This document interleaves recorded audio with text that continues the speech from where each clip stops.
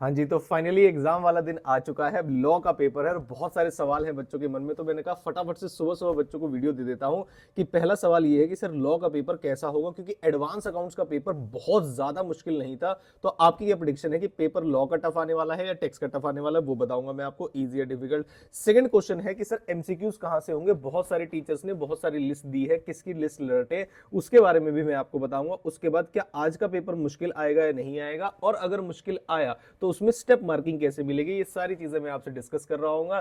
छोटी सी बात बता दो, हम इस अटेम्प्ट में टारगेट कर रहे हैं कि हम 15,000 के सब्सक्राइबर्स पूरे कर ले। आई होप आप जब वीडियो को देख रहे हैं तो इसे सब्सक्राइब करेंगे और लाइक भी करेंगे। वीडियो हेल्पफुल लगे तो कमेंट करके भी बता देना। अब आता हूं मैं सीधा मुद्दे की बात पर कि सर आप पहले बताओ पेपर टफ होगा या ईजी होगा। पहले तो सीधा जवाब दो। तो भाई मैं सीधा जवाब देता हूं आपको।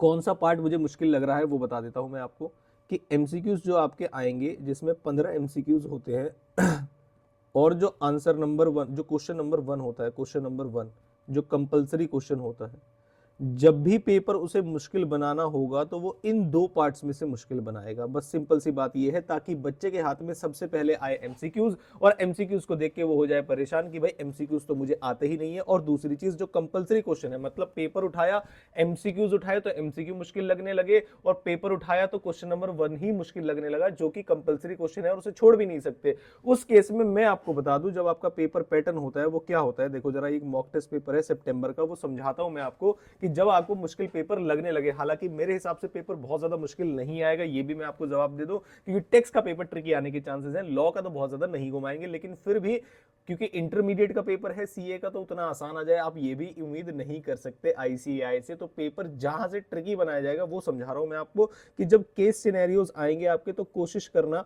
कब करने हैं ये भी बताऊंगा मैं आपको। तो जल्दी से, अब जैसे एमसीक्यूज एमसीक्यूज एमसीक्यूज हो गए, आपने देखा भाई 15 एमसीक्यूज में तो मुझे तो 5-6 ही आते हैं, 7-8 ही आते हैं, तो बाकी का क्या होगा। तो बाकी अपने एडवांस अकाउंट्स में देखा है कि जो आपने तुक्के भी लगाए होंगे तो पक्का उसमें से भी एक दो क्वेश्चन सही आए होंगे। अब आता हूं सर यहाँ पर, इसको जरा ध्यान से देखो। उसने कहा question number one is compulsory and 4 attempt करने हैं आपको 5 में। 4 का मतलब है अभी 56 मार्क्स का पेपर बाकी है। तो अगर आपका एमसीक्यूज भी आपको मुश्किल लग रहे हैं और क्वेश्चन नंबर वन भी आपको मुश्किल लग रहा है, फिर भी ऐसा बिल्कुल मत सोचना कि मेरा तो पेपर बिल्कुल गया। अभी 56 मार्क्स का पेपर बचा है।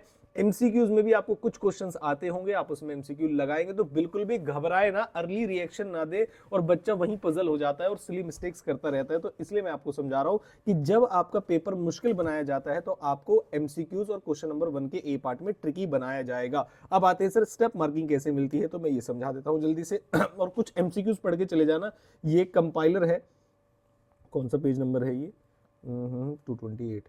ये कंपाइलर है, आई होप आप सभी ने ले लिया होगा ये कंपाइलर, और नहीं लिया है तो अभी तक तो टेलीग्राम का नीचे ग्रुप का लिंक डाल दूंगा, वहां पे डला हुआ है, वहां से ले लेना। और अगर वहां पे भी सर्च करने पे ना मिले तो इस नंबर पर व्हाट्सअप करके आप ले लेना कंपाइलर और इसके लेटेस्ट। और इसके भी नहीं तो आप वेबसाइट पे जाना और लेटेस्ट एमटीपी और आरटीपी के, 2 एमटीपी 2 आरटीपी के क्वेश्चंस जरूर करके जाएंगे। मैं ये तो नहीं कहता सेम टू सेम आ जाएंगे, लेकिन हाँ ऐसे आने के चांसेस रहते हैं आपके। अब आता है सर टफ पेपर आएगा तो आंसर जैसे स्टेप मार्किंग है किसी क्वेश्चन में वो किस तरीके से मिलती है। तो फॉर एग्जांपल कोई भी हम क्वेश्चन उठा लें तो उसमें क्या बोलते हैं हमसे कि भाई बताओ जरा इन पे क्या एप्लीकेबिलिटी होगी, क्या इन्हें पनिश किया जाएगा या नहीं किया जाएगा, कुछ भी सीधा हमसे कंक्लूजन पूछ लेते हैं। और जो भी बच्चे, जैसे 4 नंबर का क्वेश्चन है, ज्यादातर 4 से 5 मार्क्स के क्वेश्चन आते हैं ना आपके, तो ये भी सवाल होता है कितना लिखना है। तो जैसे मान लीजिए यहां से आपने आंसर शुरू किया और एक पूरा पेज है, ठीक है, अब क्या करेंगे आप, तो भाई एटलीस्ट 80% पार्ट में, यहां से लेके यहां तक 80% पार्ट में आपको करना है प्रोविजन।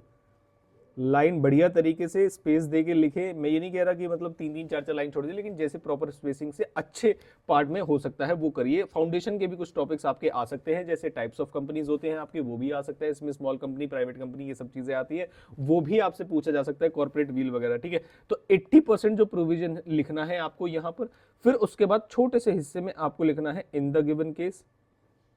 कंक्लूजन से बचना है। अगर उसने बोला बताइए क्या कोई वायलेट हुआ है, और आप क्वेश्चन शुरू करते हैं यस हाँ वायलेट हुआ है, और आंसर उसका नो है, तो वो यहीं से काट देगा आपका आंसर। तो सारे बच्चे ध्यान रखेंगे कि सबसे पहले कंक्लूजन से विड्रॉ करना है, आपको होल्ड करना है, कंक्लूजन को बताना नहीं है।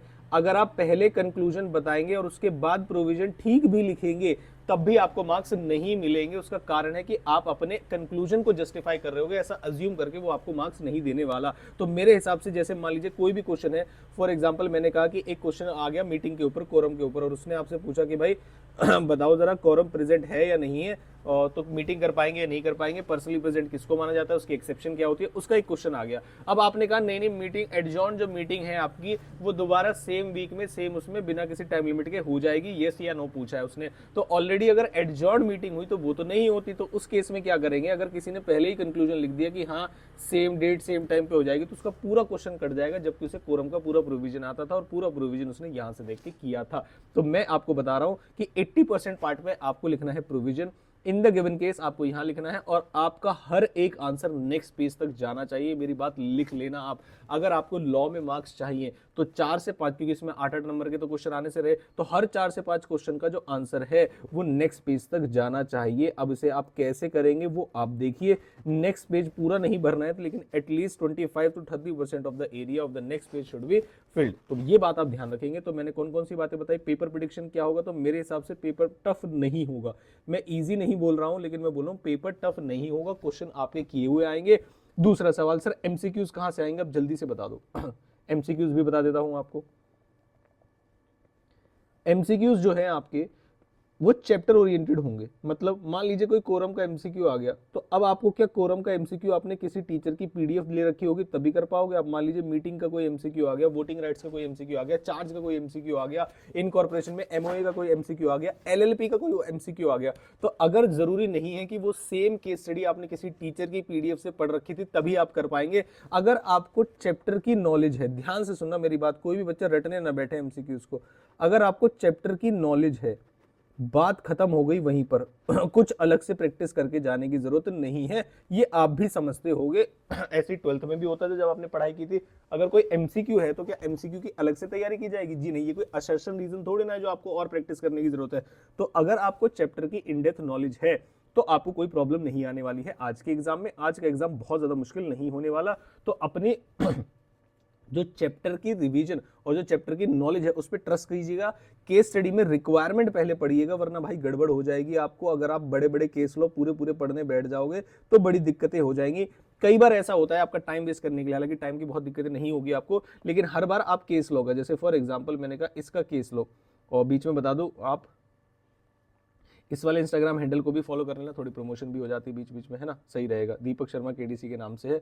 मैं आता हूं आपके 228 पेज नंबर पे। जो मॉक टेस्ट पेपर है, जैसे मान लीजिए मैंने कहा ये एमसीक्यूज आ रहे हैं, तो आप इन एमसीक्यूज की कैसे पढ़ेंगे? सर ये तो बहुत बड़ी बड़ी बड़ी बड़ी केस स्टडीज है, समझ में नहीं आ रहा कैसे पढ़ेंगे। तो यहां से आपको पढ़ना भी नहीं है कि XYZ लिमिटेड से शुरू करो, ये कोई कहानी नहीं है। याद करो बचपन में इंग्लिश कैसे करते थे, अनसीन पैसेज यहां से पढ़ते थे। Who was responsible for appointing the first auditor of XYZ limited, यहां से आपके दिमाग में प्रोविजन क्लिक करेगा कि हाँ सर ये ऑडिटर का क्वेश्चन है और फर्स्ट ऑडिटर की बातें की जा रही है, और आप अपने रेलेवेंट पार्ट से ही क्वेश्चन में शुरू करोगे। कंपनी कब इनकॉर्पोरेट हुई, क्या हुआ है, वो चीज सारी चीजें आप ध्यान में पहले से ही रखना शुरू कर दोगे। How long can MNO limited as audit firm hold the office, तो आपको पता होगा कि कितने टेन्योर तक वो कंटिन्यू कर सकती है, 5 वाले या 10 वाले, मतलब 5-5 साल के कितने टेन्योर होने चाहिए। तो जहां MNO लिमिटेड से रिलेटेड प्रोविजन होगा, जैसे इस क्वेश्चन में MNO लिमिटेड का पहली बार कहां आई पिक्चर में, तो मैंने ढूंढा भाई MNO लिमिटेड एक LLP है, यहां आई पिक्चर में। तो बहुत जल्दी से क्वेश्चन को ढूंढ के मैं एमसीक्यू को कर दूंगा। ये एक एग्जांपल दिया है मैंने आपको लाइव कि जब आप एमसीक्यूज कर रहे हो तो रिक्वायरमेंट पढ़ के करिएगा। और कई बार ऐसा हो सकता है कि आप जब रिक्वायरमेंट पढ़ेंगे तो 1-2 क्वेश्चन ऐसे भी आते हैं जिसमें आपको केस स्टडी 1-2 पार्ट में पढ़ने की जरूरत नहीं पड़ेगी बिल्कुल भी। तो ये भी चीज ध्यान में रखना, और रिक्वायरमेंट के साथ एमसीक्यूज पढ़ना। पेपर बिल्कुल भी टफ नहीं आएगा। All the very best. Important topic super 40 वाले मैंने क्या नाम है ऑलरेडी डाले हुए हैं, नीचे लिंक मिल जाएगा आपको टेलीग्राम ग्रुप का, अगर आपने अभी तक नहीं देखे तो इन टॉपिक्स को एक बार देख के जरूर चले जाना। हो सकता है आपको कुछ क्वेश्चन इसमें से दिखाई दे जाए। तो all the very best. Time management की अगर आपको वीडियो चाहिए हो तो मुझे बताना, लेकिन मुझे लगता नहीं कि टाइम मैनेजमेंट की कोई आपको वीडियो चाहिए होगी। और दूसरा सवाल, सर एमसीक्यूज कब करें और डिस्क्रिप्टिव पार्ट कब करें? लॉ में जब आपकी मर्जी तब करिए, there is no issue, no compulsion, कोई टाइम मैनेजमेंट की प्रॉब्लम नहीं होगी आपको। क्वेश्चन अच्छे से करिएगा, 1.5 पेज में आंसर कोशिश करिएगा कि सभी क्वेश्चंस का जाए अच्छे से, प्रोविजन लिख के। और प्रोविजन पे बहुत ज्यादा ध्यान दीजिएगा। आपका 70% हिस्सा प्रोविजन का होना चाहिए, 60% एटलीस्ट 60 से 70% हिस्सा प्रोविजन का होना चाहिए, फिर 10 से 20% में इन द गिवन केस, और उसके बाद कंक्लूजन। ऐसी कुछ चीजें मैं आपको बता के जा रहा हूं, और आई होप आपका पेपर बहुत बहुत बहुत सुंदर जाए आज का। और जैसे मैं 1-2 आंसर दिखा देता हूं आपको, सैंपल आंसर्स की कैसे लिखने हैं। जैसे ये ऑल्टरेशन इन एमओए बहुत इंपॉर्टेंट, मतलब ऑल्टरेशन एमओए का इंपॉर्टेंट है, आप एक बार पढ़ के चले। जैसे कोई भी आंसर होता है तो आपको कैसे लिखना है यहाँ पर ध्यान से देख लीजिए। सेक्शन अगर आप आता है तो अच्छी बात है, अदरवाइज कोई बात नहीं, और बिना सेक्शन लिखे भी मार्क्स मिलते हैं, इसमें कोई दिक्कत वाली बात नहीं, घबराना नहीं है। और गलत सेक्शन नहीं लिखना, अगर आपको सेक्शन आता है तो ही लिखिए, अदरवाइज अवॉइड कर दीजिए। As per the provision of companies act या एलएलपी एक्ट या जो भी एक्ट है, एक्ट का ईयर और नाम अच्छे से याद करके जाएंगे। If a company is registered, तो यहाँ पर मैंने देखो जरा ध्यान से, अभी तक अभी तक अभी तक अभी तक अभी तक ये मेरा क्वेश्चन है, स्टडी मटेरियल का क्वेश्चन है, यहाँ पर भी प्रोविजन लिखा हुआ है, यहाँ पर भी प्रोविजन लिखा हुआ है, और ये है इन द गिवन केस और ये है कंक्लूजन। तो आपको ध्यान रखना है कि आपका प्रोविजन बहुत ज्यादा हिस्सा लेना चाहिए। कोई भी क्वेश्चन है उसका सेक्शन लिखो, सेक्शन याद नहीं है तो पूरा प्रोविजन लिख दो, उसके बाद इन द गिवन केस और कंक्लूजन निकला है। ऐसे कुछ सैंपल आंसर्स मैंने आपको दिखा दिए हैं। पीडीएफ चाहिए हो तो मुझे बता देना, टेलीग्राम या जो व्हाट्सएप का नंबर मैंने मैसेज किया है। और all the very best. Text के लिए भाई बिल्कुल भी टेंशन मत लेना, आपके लिए मैं बढ़िया बढ़िया चीजें लेके आऊंगा। टेक्स्ट के लिए भी कोई टेंशन वाली बातें नहीं है। सुपर फास्ट रिवीजन जीएसटी के ऑलरेडी हमारे पास है, टेलीग्राम ग्रुप ज्वाइन कर लेना, वहां मिल जाएगा आपको। इसके एमसीक्यू सॉल्यूशन भी लेके आऊंगा आपके लिए और सारी चीजें अवेलेबल कराऊंगा, बस बने रहिएगा। ऑल द वेरी बेस्ट, बढ़िया पेपर जाएगा, नेगेटिव मत होइए और कुछ रटने मत बैठिए लास्ट मिनट में कि उसके एमसीक्यूज देख लो या उसके। Thank you so much.